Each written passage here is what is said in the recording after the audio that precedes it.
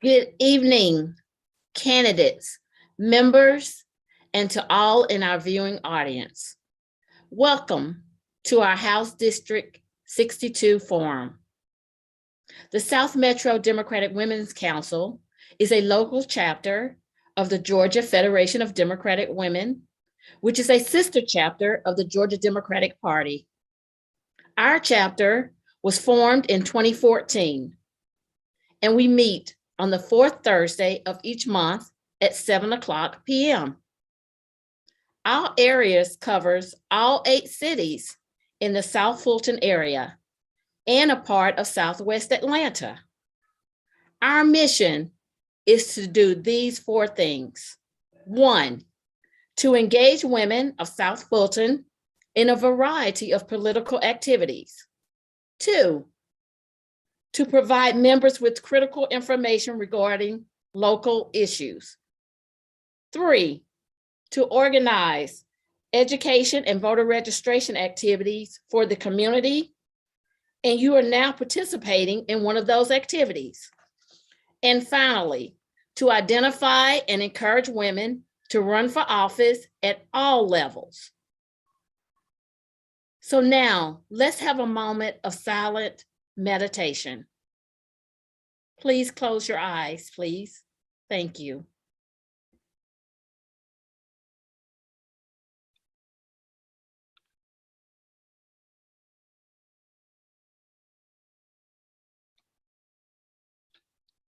Amen. Next, we will have the introduction of forum rules.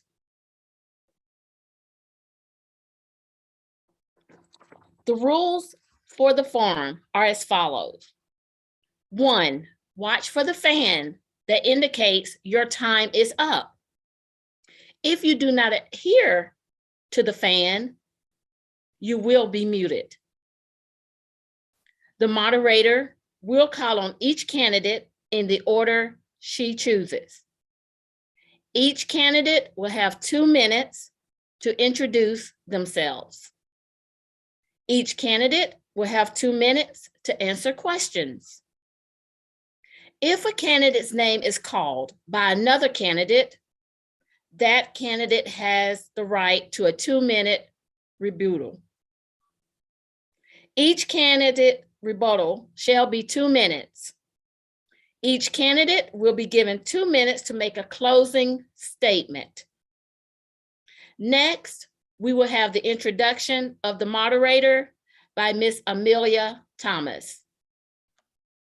Good evening. Our moderator for today is Karen Renee. Born and raised in Selma, Alabama, Karen Renee has been a resident of East Point since 2002, embracing the city as home. She was taught the value of education and good work ethics by her parents at an early age. The residents of East Point elected Councilwoman Karen Renee to serve as the East Point Ward B at-large representative in 2013. Her financial knowledge of each department's operational costs and maintenance have proven to be beneficial when planning the city's annual budget. She served 3 years on the Finance and Budget Committee.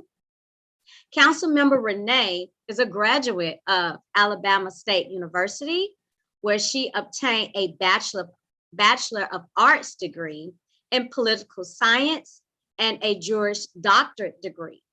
Her educational background and work experience have provided Councilmember Renee the acuity, passion, and skills to effectively resolve issues of concern and address legislative matters. She is currently the 2nd Vice President of the NAACP Atlanta Fulton County Branch. Minimizing blighted properties is a priority for Councilmember Renee, who will continue working collectively with East Point community leaders and residents to bring about positive change throughout the city. Thank you.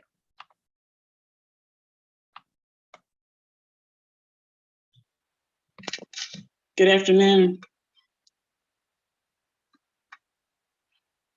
Hello, I'm Karen Renee, and thank you, Amelia, for those nice words.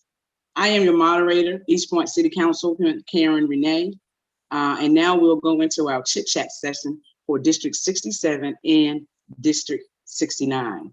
Each candidate has an opponent.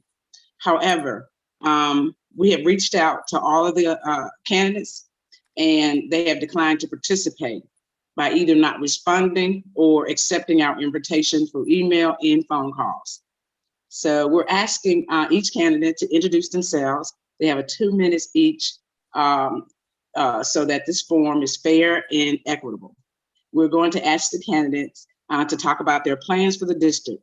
So Ms. Bazemore, are you ready? She is the incumbent for her district, and she will go first tonight.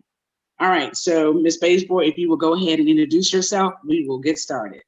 Thank you, Ms. Renee, and thank you to the South Metro Democratic Women, and I appreciate it so much. My name is Deborah Bazemore, and currently serving in District 63, which encompasses Fulton, Fayette, and Clayton County. However, the district now will be 69 in January. It's confusing, but please follow and make sure you all know exactly where to go to vote and who you're voting for.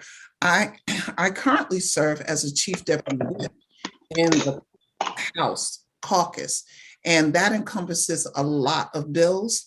I have to inform my colleagues on the advantages and disadvantages of the bills that come across our desk and that make it to the floor, and how the caucus is going to vote on such bills.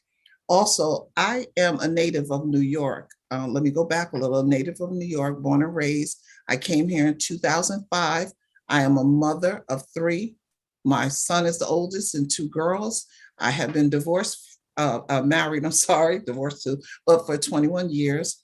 And I came to this area and ran into a problem and saw the problem, started working with my county commissioner, who at the time was Bill Edwards. He then directed me to my senator that had a district office up the street. And I then became the chief of staff at that point, got involved, and then served in that capacity, and then was asked to help create the city of South Fulton, which I did. And then when I got to the Capitol, I also created the delegation for the city of South Fulton, which I became the chair for 2 terms, which was 4 years, and helped. Right now, I am one of the founding co-chairs for the Georgia-Israel Legislative Caucus. I'm on the Mental Health Caucus, and I've had several mental health check-ins because of COVID. We understand that mental health is running rampant from the youngest to the oldest. And so I've partnered with NAMI. I also work on human trafficking that is in this district. And I've been working with the First Lady for 3 years. I've hosted her down here to tap into the resources that are available to help our young people, because we know in the College Park area, there are over 30 hotels, and we sit next to the busiest airport in the world. So when I saw that was going to happen, she was going to take this over, I said, I have to be a part. And so we are working closely together. I since have pulled in the mayor of Atlanta, and Tyler Perry is on board, and we're about to do a PSA to make sure we inform everybody on the dangers and what to look for. Thank you so much. I appreciate it. Thank you, State Representative Ms. Bazemore. And now I would also call Ms. Lydia Glaze to give us an overview. Well, I want to Ms. say Lydia? good evening and to Councilwoman Karen Renee. I want to say great evening to South Metro Democratic Women, and I'm honored to be with you tonight. My name is Lydia Glaze, and I'm a resident of Fairburn of 33 years. I am a mother of 38, a wife of 38 years, a mother of 7. I have 2 sets of twins, and I am a proven legislator. I've served here in the city of Fairburn on our city council, led various legislations that increase voter access, that increased parks and recreation, or actually helped develop the first parks and rec in our city, and hired in that particular director. Uh, my family, I'm from New Jersey. I'm one of five. I'm the oldest daughter. My parents divorced early, and they were both from the South, Georgia and Alabama, which made my mom have to be a divorcee in a northern city that she barely knew. And so that threw a lot of responsibility on me as the oldest daughter. But in responsibility, when you take it on and you have the Lord, He supports you and He gives you wisdom. And so over the years, I've just continued to do what I've learned to do as a 7-year-old, and that's work hard, that's support others, and then work with others. Some of my best attributes, I believe, are that I'm a visionary and I'm a bridge builder. I work inside of compassion, and many will tell you I work passionately, because I don't think the real work can be done without either of those two. I'm also a German McCloy Fellow, and what that means is that I was applied and was selected out of local elected officials around the nation to go to Germany and become a McCloy's Urban Sustainability Fellow. So we were supported. We worked in 9 cities in Germany, and just working on how environmental sustainability is necessary. Climate change is a major issue. So my platform centers around what we call the YES of life, and that's youth. And the E is 3-pronged. It's education, economics, and environmental sustainability. And the S is for seniors. And under that seniors, I have worked in the city of Fairburn. I brought in the MOU from Habitat for Humanity to make sure that our seniors, our veterans, and our disabled folks who lived in this city on low and moderate incomes had the opportunity to have repair up to their home. That was done because it was important that our seniors, our servicemen and women, and our disabled had the support they need. So I am one who is willing to do the work. I am willing to build bridges.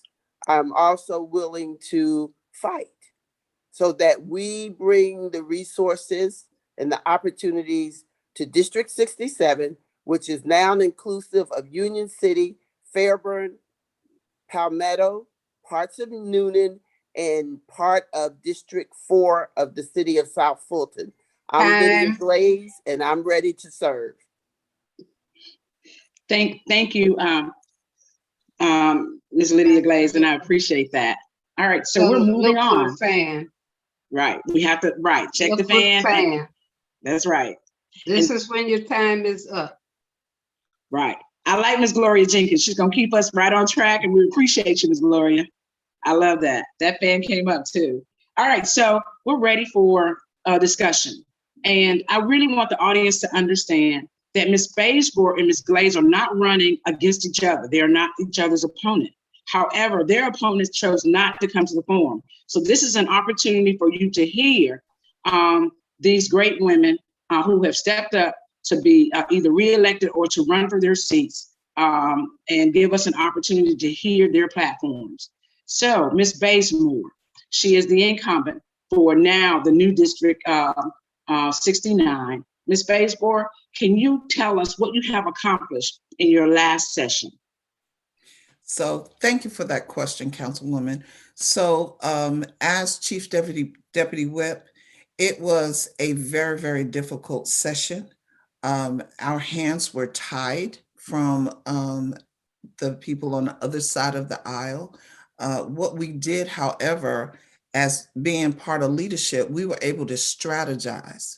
And so when it came to them wanting to pass a constitutional amendment, that means they need our votes to get it passed. Because as you know, they're in the majority and normally they would not need us. So what we did was we met on a regular basis. We looked at the bills that were on the table and coming to the floor. And then we had discussions. And as the whole entire leadership came in agreement, then the leader went forth and negotiated with the leader of the Republican Party. And so we were able to stop some of the bills coming out of that side. And also, we were able on crossover day to get at least 12 of our Democratic bills crossed over. So we would not have been able to do that if we had not strategized. We met regularly, especially when they brought forth SB 202. We met with our allies on a regular basis, being again on the WHIP team. I was part of that so that when we talked to our allies, they knew what we needed to say, what questions we needed to ask in those committees and on the floor of the House, so that it was recorded, so that when it went to court, those things were recorded. And we definitely work together with different agencies to make sure we are representing our constituency. Also, as I said before, the Georgia Israel Legislative Caucus is brand new, and I am one of the co-founders of that. Also, the mental health, that mental health bill is phenomenal. I was so excited because my sister, my oldest sister, dealt with that. The whole family dealt with it for over 30 years. And if no one has ever been touched by that, that touches not only the immediate family, the extended family, the community, it touches everybody, and it's very difficult. And for that many years, it was difficult. And so some of the things are addressed in this bill, especially with our officers getting training so that they're not shooting individuals, they're understanding when someone's in crisis, mental health crisis. And I also expressed that I did mental health check-ins because it's so necessary. If we are not healthy, we cannot help anybody else. And it's just like they tell you on the airplane, if something happens, you put your mask on first because you won't be able to help somebody else if you're not healthy and able to do so. And so even with my life's work, I was able to receive the honorary doctorate degree and also a presidential Lifetime Achievement Award, which I'm really proud of and happy that when you get recognized for what you've done for people, not for yourself, not for recognition actually, but for people. And that's where my heart is for the community, for my constituents, because I believe those are my bosses. There. I'm sorry, thank you. And it's okay, Ms. Bazemore, we appreciate that. And thank you, Gloria, for that. Ms. Bazemore, I have another follow-up question. What is your stance on Medicaid expansions for Georgia? Thank you so much for that question also. So we have been fighting and fighting and fighting. I believe when I served under Stacey Abrams, when she was there as leader, the problem is that when you have a Republican at the helm, they do not want to take anything that a Democrat has offered. So we know that Medicaid expansion came from President Obama. And so they don't want to do it. But the result of that is that we have hospitals closing all over Georgia, not just in certain areas, but all over. And now you have people that have to drive 20, 30 miles to get health care. You have some that go without because they cannot sustain whatever it is they need, their medication. So this has really created a problem. We tout all the time. They always tout, we are the #1 state to do business. Well, I want to hear we are the #1 state to care for our people, and we don't care for our people. So we think more of businesses than we do our people. And so it definitely has to be expanded. They continue to expand bits and pieces of it. Like just recently, this session, they extended the postpartum coverage from 6 months to 12 months? Well, because we know we have the highest maternal mortality in the country. So we need to concentrate on our people and make sure they get the medical assistance they need. Thank you. And I do have another question for you. Did members of the House do enough to stop the passage of the gun control bill? So again, we are not in the majority. We are in the minority. And this session, I'm gonna tell you, was the worst since I've been in there 6 years. And when you have the Dean of the House, Dean Smyrie, who has been there 48 years, say it has been the worst, it has, you can believe it. I mean, there was no hiding anything. They tied our hands. They changed the rules just while we were submitting bills were being submitted. They changed the rules. They moved them from one committee to another committee where it could have been local, supposed to be local. They made it general because they knew they had the numbers with everybody voting. But when it was local, then you had Democrats that were in control of those local delegations. We fought and fought and fought. What I need people to know is we need you to go out. We need you to go out now, and we need you to vote early, because I had a problem at the poll when I went, and it was not receiving my, was not scanning my ballot for over 5 minutes. And that backed up other people. And so I sat there and I waited till mine went through, and then the other 2 went through, and then I called the Secretary of State and advised them, you need to repair this, because if you don't, we are going to be backed up 6 and 8 hours like we were before. But yes, we fought as hard as we could, but we need everybody to go out, put the right people in those positions, because we need help. Okay. So the next question is, how did you communicate to voters in your district that they have been redistricted? And if you did that, if you didn't do anything, why or why not? So I did. We have a database called Vote Builder. And so Vote Builder allows us to, you have to purchase it, and it allows us to have everybody that's registered that resides in our district.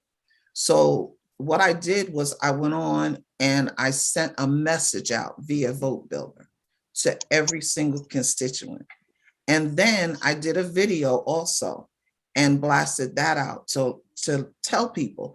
And when they get their ballots, when they call, because I've encouraged people to go on my voter page. Everybody right now, if you have not voted, go on my voter page, because guess what? They started purging again. And so please make sure that you are still active. And so that's what I encourage people to do. Make sure, because if there's a problem at the poll and you wait until the day of election, it may not get fixed and your vote will not count. So yes, I spread the word. I keep spreading the word. I make sure they go on, make sure you know your polling location, because it could have changed. So you have to be vigilant about it. Thank you for that. And now let's have a conversation with candidate Lydia Glaze. And we are honored to have you here. And we do understand that your opponent did not or declined to show. So you have the floor now. And so Ms. Glaze, we would like to hear you share not only your platform, but to give us boundaries of your new district and District 67. Let the audience understand where they are, so that when they go to the polls, if they're not listed, we all have a better understanding and know where to go to vote for candidate Lydia Glaze. Are you there? Well, thank you so much, Councilwoman Renee. You are right, exactly right. I've been doing meet and greets around the entire 67th district. We now are Union City, not to include Christian City. So that's a big part of Union City. Fairburn, Palmetto, Noonan, and the areas in Noonan are Collinsworth, Road, Fisher Road area, and the Cannon Gate area. We also have part of District 4 of the city of South Fulton on the side of South Fulton Parkway that is connected into the Creekside cluster of schools. So those are our new boundaries. There was not an incumbent in this new district. And as I weighed in, prayed about it, and looked for the opportunity that I was already serving my community. I've been with United Way for 4 years. We focus on voter registration, voter access. I've been working as the labor liaison with all of the unions in Metro Atlanta. So that's 42 unions. I ran their labor emergency relief fund and their community engagement opportunities. And so with that, we've had the voice. I've heard the voices, I've heard the concerns, and we have marched to the drum of philanthropy. But in order for there to be systemic change, there has to be legislative action. And I want to thank our House Representative Bazemore for the work that she and the South Fulton delegation and so many people of color under the Gold Dome have done, just staving off as much as they could. However, we've just come through a pandemic. So part of my platform is this is something that can happen and should happen around the state. We've got to have educational recovery for our K through 12 students. What they missed being out in the pandemic, we've got to recover. And so being a former high school guidance department chair, it's important that our kids have access to the marketplace where there are high demand careers. But for the last 2 years, we know that they've fallen behind, not just in academics, but certainly in their emotional learning and their social learning. We need targeted monies throughout this state to go in and to fill in the gap. We need to make sure that every student has access to a viable program when they graduate. Time. All right. Thank you. And I do have a follow-up question with you. If you are duly elected, what are your plans for this new district? Again, we're going to start right where we need to, and that is information, because information causes transformation. We've got local businesses that were mom and pops, entrepreneurs who actually had to close down. We want to make sure that they know that there's more money now than previously for minority-owned businesses, women-owned businesses, for startups. So we want to make sure that we connect the resources, not just from the state, but certainly from the federal government. So I will continue to be in touch with whoever is in District 13 that's elected, and also our senators. I was in Washington, D.C. A month and a half ago, right before the Judge Ketanji Brown Jackson, and supporting that particular movement, first one in the nation, and Black Women Roundtable. We went up and supported. We want to make sure that we open access to our Black girls and Black kids and people of color who want to be in these federal legislative positions, such as judges. We want to make sure that the economic viability in our community is more diverse than what it is, that our young people have technology and jobs that relate to those high demand careers. We want to make sure that what's burning over in District 4 stops. Now, environmentally, we are at risk when we have one dump burning for 2 years and caught up in a legal battle. We're going to fight that. Our water is at stake. Our groundwater is at stake. Our soil is at stake. So what we eat in our health is immediately right now, we need to bring those to the forefront. So I'm going to bring information. I'm going to bring resources. I'm going to get input through my listening sessions that have already started, bring them back, and hopefully do legislation that can be supported, certainly by the Democrats, but we would like to make sure that there's legislation that will impact every Georgian for the better. So I would say that I am here to bring Georgia Time. District 67 forward. And so, Ms. Glaze, I do have one more follow-up question with you. Can you tell the audience what are the demographics of the District 67 that you're running for? So 67% of the 59,000 plus voters are Democrat. So we want to be clear about that. We can win this. 17,000 are on the Coweta side. Out of those 17,000, 95% are registered Republicans. We need to get the vote out because we have more children on the Fulton County side, and we need to make sure that our voice for our children are heard through the legislative process and those you elect. Some of the things that we know for sure are in disparity is there are more hospitals right across the line than in Fulton. We only have one, and it looks like it's going to be closing. And on the Coweta side, we've got several hospitals. That's a problem for us. We also know for sure that our ambulatory service on this side of town, we've got 5 ambulances within 8 cities. People are having to wait up to an hour, or their families take them in at their own risk. That's a strong concern about who and what we are living through in District 67. So education, entrepreneurship, our health, and our economic viability are not up for sale, and they're not on the chopping block. If we can understand in new legislation, it has to impact those areas. Absolutely.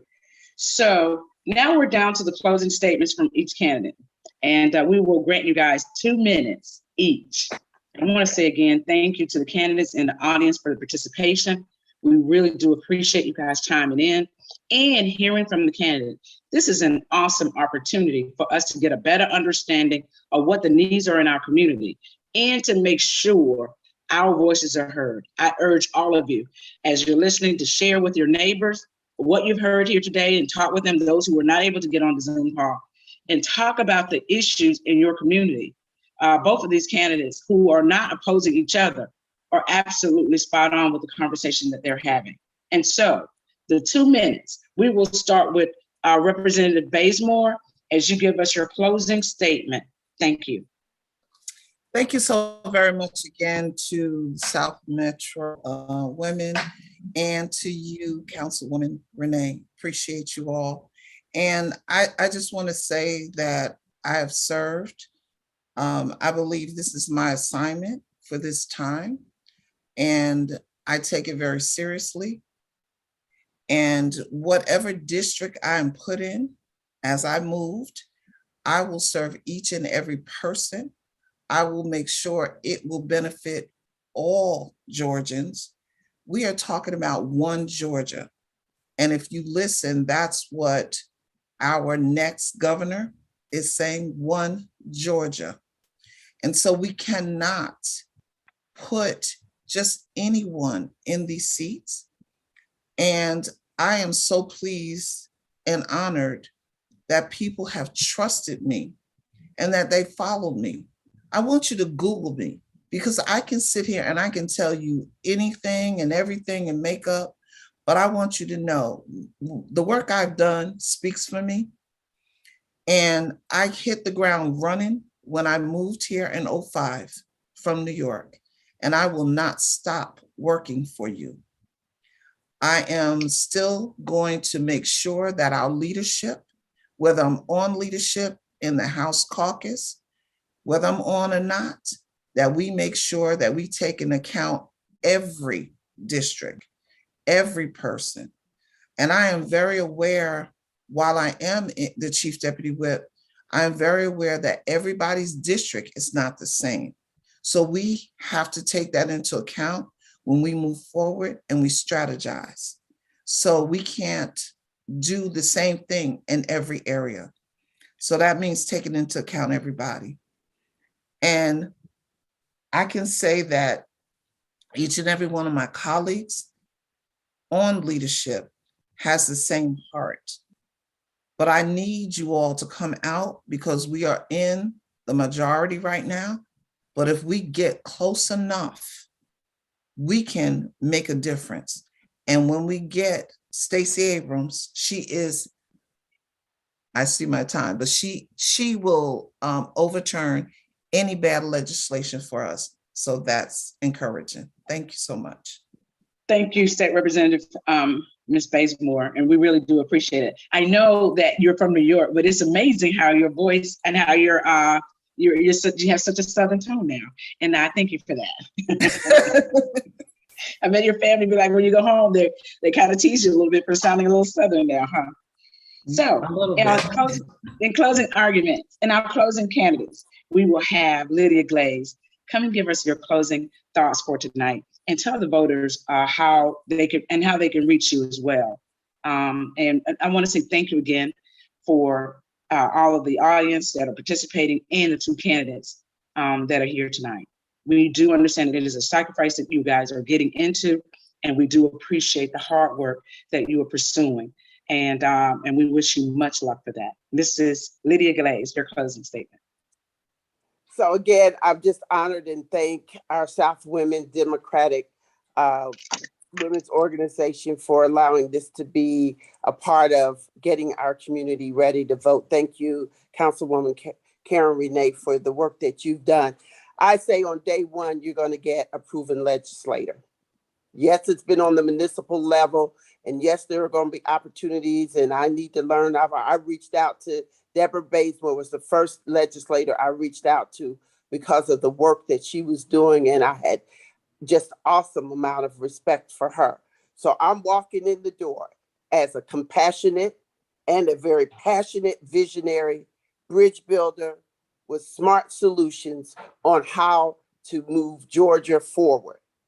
Day one, you get that in House District 67, which is Fairburn, parts of Newnan, Palmetto, Union City, and a part of the city of South Fulton. My bio and information on my platform can be found at lydiaglaze.com, lydiaglaze.com. But what I want to leave you with is I'm a girl from New Jersey whose parents are from Georgia and Alabama that came to the North to have an opportunity to build a family where their family could be a part of the American dream. Well, I'm still dreaming, and I want your family to dream in District 67 and throughout Georgia, that tomorrow is a better day. And I want to work towards that better day. In education, we've got to recover. In economics, we got to recover. In environmental safety features in our community, we've got to stand strong to that. And yes, our seniors and our youth, they are part of the ends and the beginning of the spectrum. We've got to be inclusive of them. Seniors have worked the hardest and the longest in this community and in this state, and we need some more opportunities for them to have rest in their retirement years, rest from additional taxes that are not necessary. We want hospital care in our community in District 67 so that our people are healthier because we've got better air quality, that we're taking care of our soil and our water. So thank you again, and we appreciate everybody for listening. Absolutely awesome. And I thank both of the candidates for showing up and sharing your thoughts and participations in your platform for the next election. The election for the primaries have already started. Early voting has already started. This Saturday is an early voting. And if you're in Fulton County anywhere, in those counties that Ms. Lydia Glaze and Ms. Bazemore has mentioned, please go. You can go anywhere in the county and vote. May 24th is the last day to vote for the primaries. And remember, your vote is your voice. Thank you both ladies. And we will now start our candidate forum for District 68. And I will let the candidates come up as with them. I want to say thank you again, and we really do appreciate it. On behalf of the South Women Democratic Party, we really do appreciate your participation in getting in the fight. Thank you. All right, so for District House 68, I'm going to allow each of the candidates to come in and introduce themselves. You will have 2 minutes to do so. All right, so let's go ahead with the first candidate. District 68. Does it matter who goes first? I'm sorry, I should have called your name, Ms. Tish. Okay. Yes. Hello, Southern Metro Democratic Women. How are you this evening? I hope you're doing well. My name is Tish Nagisi, and I am a Democrat through and through. Born here in Georgia, raised and reared in Decatur, raised a family in South Fulton. Well, it was College Park, and I currently reside in Fayetteville. I am running for this position because I'm an activist.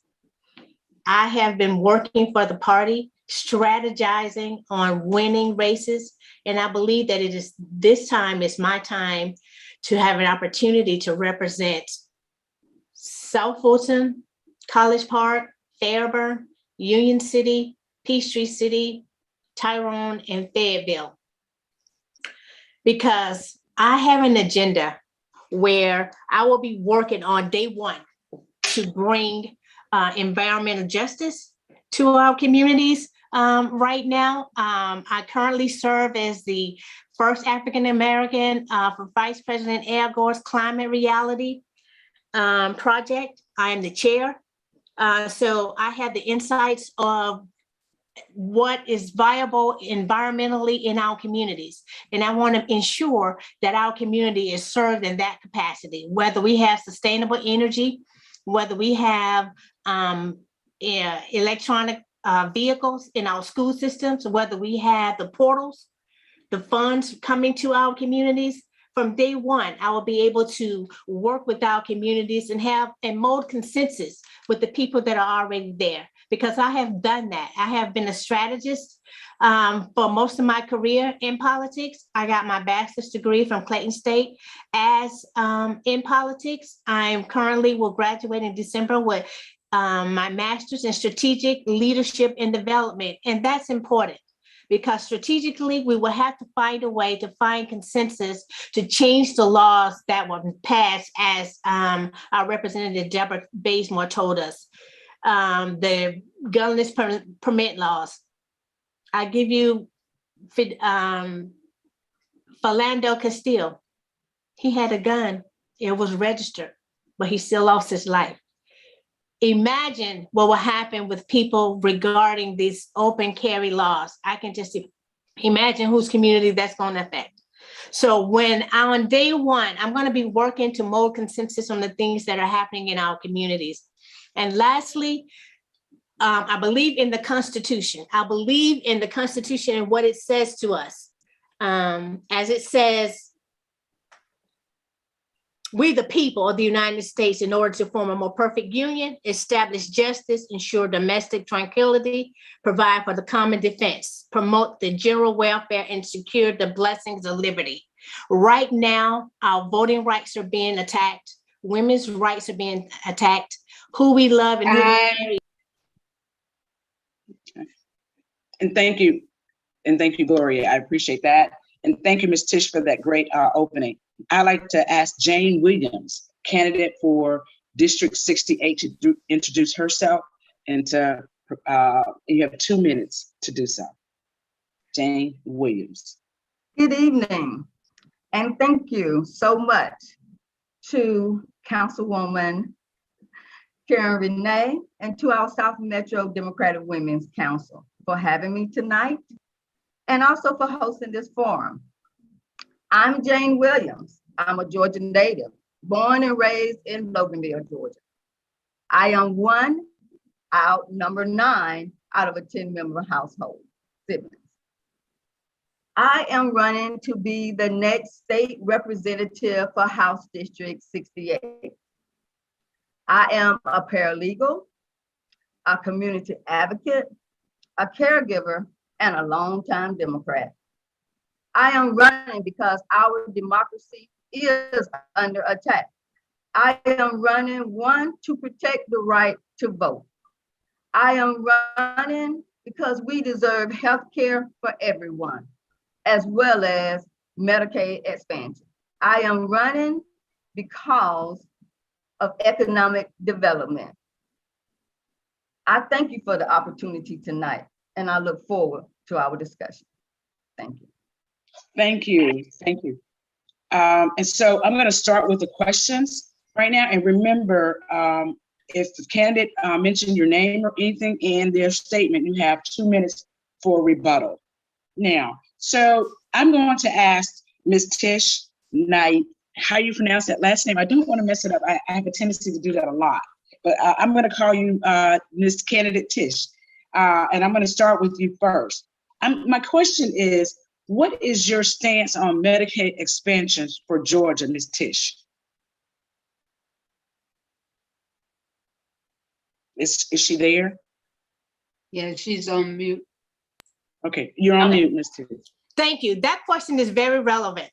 When I think about Medicaid expansion, I think about the people that are in the middle, people who cannot afford the ACA, they cannot afford to have private insurance, and they do not qualify to have Medicaid for their family. So they're in the middle. So if we had Medicaid expansion, that would eliminate a lot and a burden on a lot of finances. The first for our communities, and then we will have a lot of people that will be going to do healthcare, preventive healthcare. And that's also important because, as Representative Bazemore said, we closed a lot of hospitals in rural Georgia. I'm thinking back 50 years ago, even more, when people in rural areas, especially people of color, had to travel 30 and 40 miles to get to seek healthcare, and people died on those journeys. And now here we are again in 2021, and the same thing is happening. They're having to travel to go and get help in the event that there's an emergency. So to me, that is another form of suppression of people of color, because it's the people of color who it is affecting. So I do believe in Medicaid expansion, and I will be the one that is advocating on day one to find consensus on who and how we can get that expanded with the right people in the offices as a representative. Thank you. Right, and James Williams, I'm going to give you an opportunity as well to answer the same question. What is your stance on Medicaid expansion? Thank you so much for the question. I definitely believe in Medicaid expansion. Georgia has the second worst healthcare in the country. We have the third highest rate of uninsured nationally. Our infant and maternal mortality rate ranks 47 out of 50. So, and in the last 10 years, we have had 8 rural hospitals to close. That is almost 1 hospital a year. If we had Medicaid expansion, we would get federal funding. Federal funding would help to stop some of these hospitals from closing. And also, we would be able to use our state money for other things that's necessary. So I am definitely in favor of Medicaid expansion.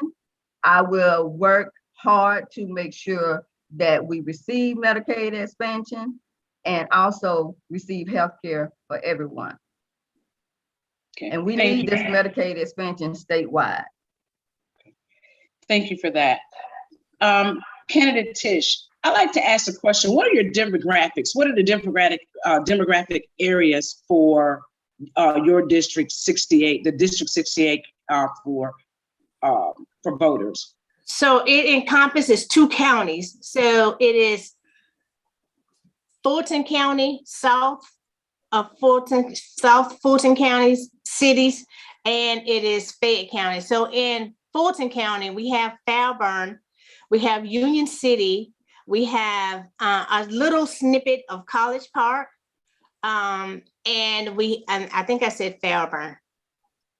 And then in Fayetteville, in Fayette County, we have Northwest Fayette because they split that between 68 and 69. So then we have Tyrone, North Peachtree City, and east of Tyrone. So the demographics of that region actually is going to be, at least in Fulton County, I know it's 88% people of color.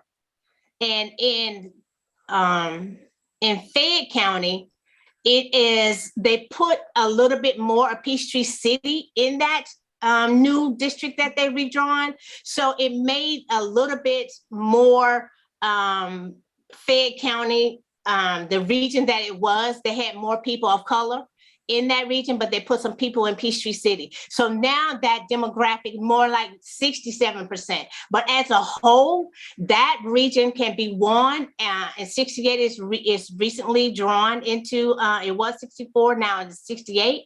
And it is approximately about 80% where we will be able to win that seat.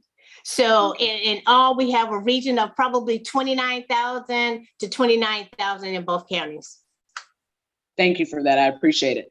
Ms. Jane Williams, let me ask you a question. What do you think about the gun control bill?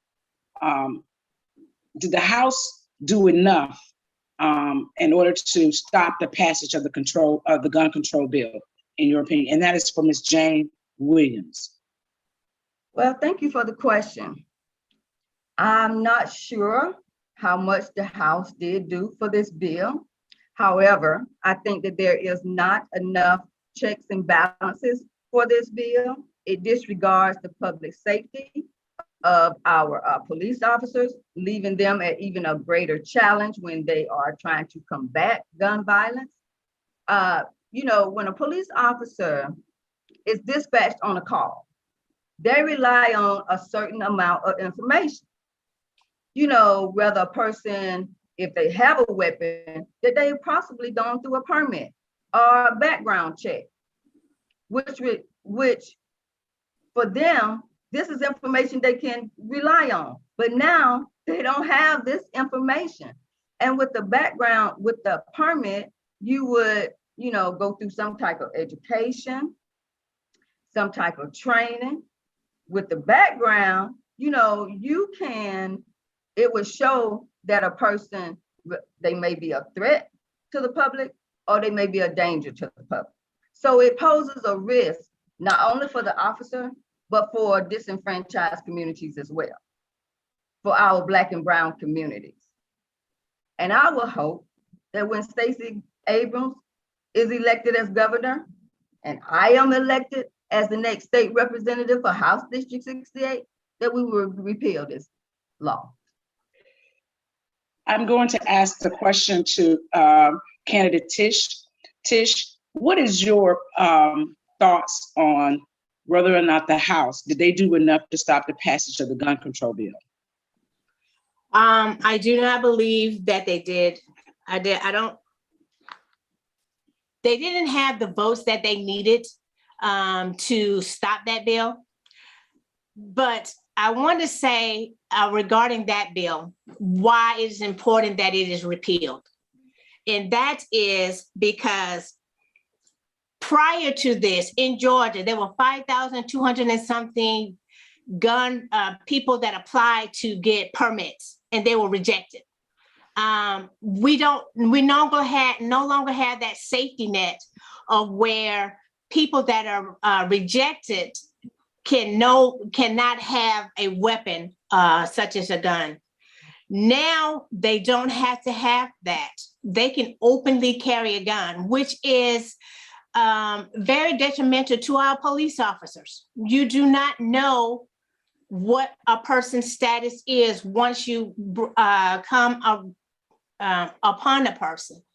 A person that's 22 young can be out with the gun. They have an open carry gun, and they have a gun, and they might be waving it, pretend, playing, and something terrible can happen. And it happens in our communities, in our Black and brown communities. So that will be the first thing I will be working on as your state representative in House District 68, is to repeal that, because I know whose community is going to be detrimentally affected. We have guns in our communities that are not registered, but they're not openly carried.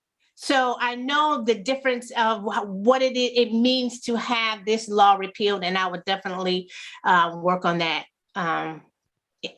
when I'm elected. Thank you. Thank you, and I appreciate your answer. Jane, my question to you is, well, let me go back to Tish on this one. My question is, if you are elected, what would be some of the first things that you would like to introduce for your residents and your district?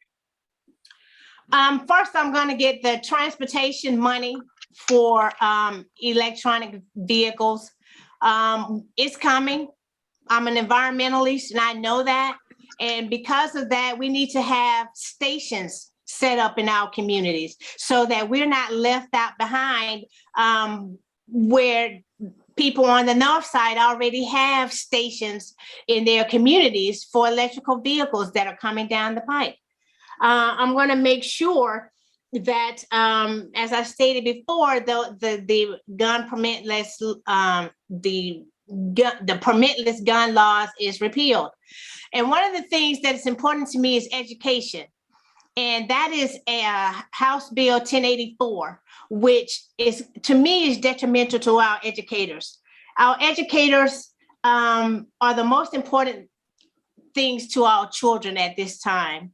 And if you have a law, HB 1084, that states what a teacher can and cannot say in the classroom as it relates to what she is teaching, strictly based upon the syllabus, and she has no way to conform our young children's mind, not indoctrinate them, but make them think, she may run the risk of losing her license, losing her livelihood, because someone has said that she has teaching our children something. HB 1084, I will definitely look into how we can change that and make that better. Absolutely, voting rights is at stake here. And why is that important? Not because we can't give food and water to people.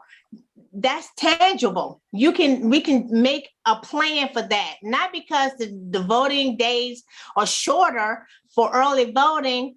What's important in that bill is the fact that our voices are being suppressed with people that are elderly or infirmed, because the only people that can give them an absentee ballot is going to be someone that's related to them.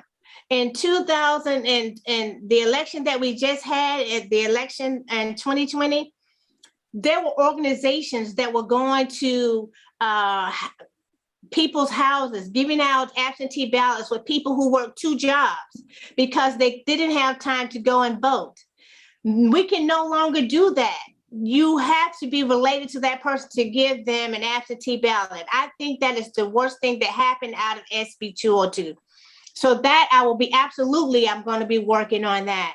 The other thing, lastly, and I'll tell you this, is that in Georgia, if you are wrongly convicted, you have to go to a representative. That representative has to do a resolution and have the governor to rectify the fact that you were wrongly convicted, and you can receive any monies. So there's a person in Georgia that was arrested and he was convicted for 20 years. He was in the system. Now, okay. And thank you for that. And so I'm going to ask the same question to Jane. Jane, if you are elected, what would be some of the #1 issues that you will work on? Thank you for the question. Some of my #1 issues would be, of course, voting rights. I believe everyone deserves a right to vote. I believe also healthcare and Medicaid expansion, because healthcare is a right as well. It's not a privilege. If I'm afforded healthcare, Everyone else should be afforded health care as well. I also believe in economic development. You know, some of our areas are not as developed as others. I think that this would bring jobs to the community, and that we need to be looking at, you know, certain jobs that we have here. You know, I would look at the budget and see where some of this money, the federal funding money, is going, so that, you know, we can use those resources in order to get health care and expand Medicaid. Those are some of the things I would look at first. Thank you, Jane Williams. I appreciate that. So we're going to give you guys 2 minutes each for your closing statements. And as candidates, I'm going to ask that you stick to the 2-minute rule. Ms. Gloria Jenkins has her fan, and she will hold up the sign. So I'm going to start with candidate Tish first, and then I will come back to you, Ms. Williams, as well. Ms. Tish, will you please give us your closing candidate statement, and to let everybody know why should they vote for you, and then also where they can find you or reach you. Thank you for that. Again, my name is Tish Nagisi, and I'm running to represent you in the House of Representatives in District 68. Why I am running at this time? I am running because I'm an American. I believe in the Constitution. I believe that as in the Constitution, we were afforded those rights, and those rights are being taken away from us, I believe. Women's rights are being taken away from us, and you need to have a person. What's going to happen between Roe v. Wade is that it will probably go back to the states. You would want to have a person that is already written policy, that is a proven servant leader, a person that is going to be from day one, know the policies and issues, so that when it comes back down, that ruling comes back down to the states, that person is available and ready on day one to fight and be an advocate and the voice for the people that has no voice. So I want you to go to my website, that is TISH4Georgia.com. Also, I'm a servant leader. I've been an activist from the time when I was in high school, working on campaigns, being a strategist for the Democratic Party of Georgia. We just finishing up our strategy for the next cycles. I was on that executive team that did that.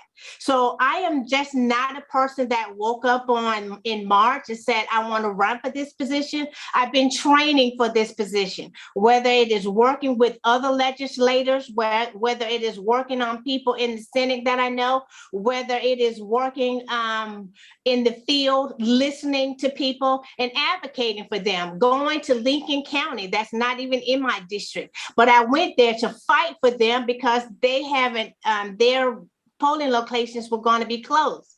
But me being the advocate that I am and a person that's going to be fighting for the people, I went there. And that polling locations was not, they wanted to close all 7 of them and have 1. That didn't happen because I went there and had people sign petitions to keep it open. So I'm an advocate, and I want you to send me to the Dome so that I can be your advocate. Again, that's TISH4Georgia.com. Thank you. Thank you, Tish. And now we'll have Jane Williams to give your closing statement. You have 2 minutes, Ms. Williams. Thank you. Again, my name is Jane Williams. This is my first run, but I am excited about it. I appreciate this forum tonight and the conversation. Thank you so much, Councilwoman Karen Renee, and to the South Metro Democratic Women's Council. There are many roles that the government plays to help people live and thrive. As a legislator, you are representing those people and you're advocating for them. I have spent majority of my life advocating for these people, and helping them and finding ways to get that help. If elected, I will serve my constituents in the same manner. I will listen. I will work tirelessly for you. You can find information out about me at electjane68.org. electjane68.org. Thank you again for tonight. Thank you. And thank you to both of the candidates here who are running again for District 68.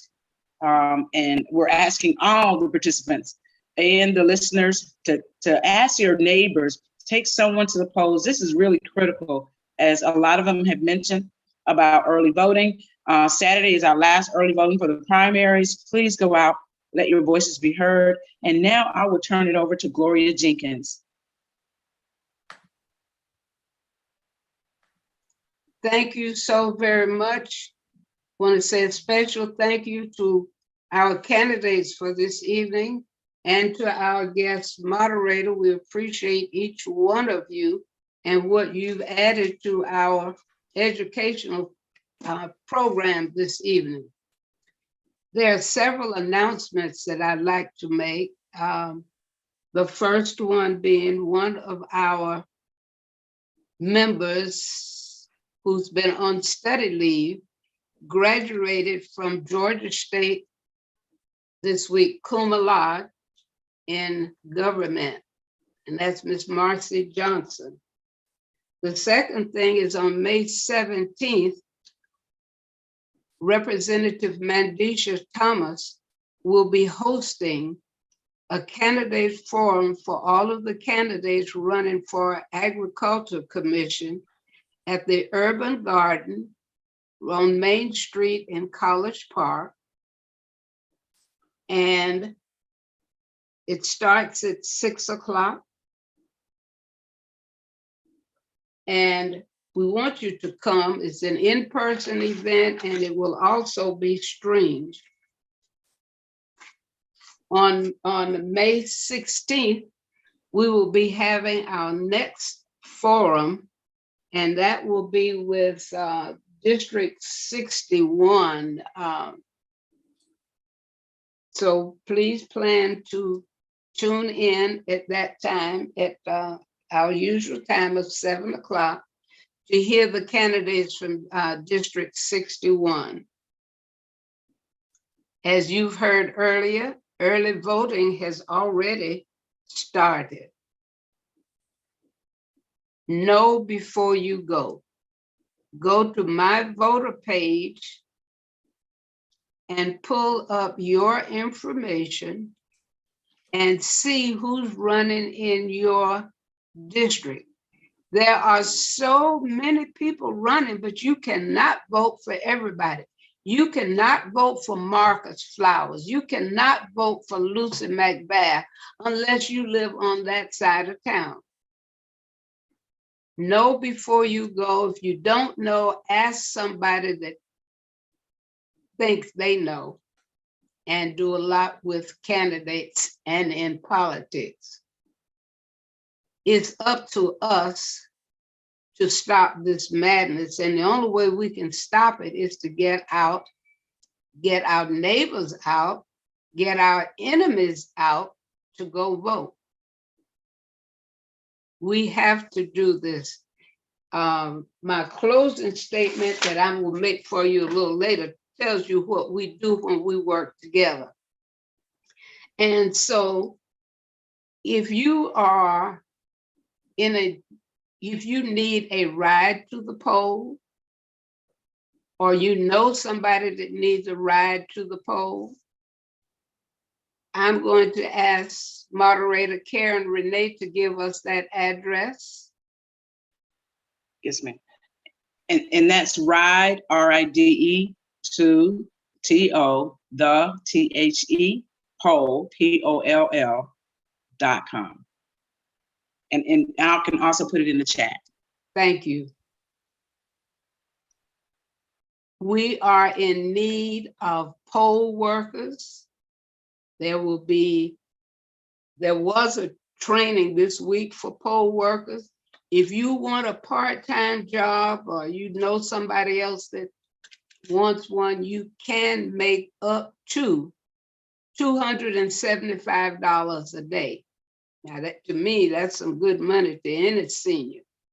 So think about it, and I'll give you a number later on, or we could put a number in the chat for you to call if you're interested in being a poll worker.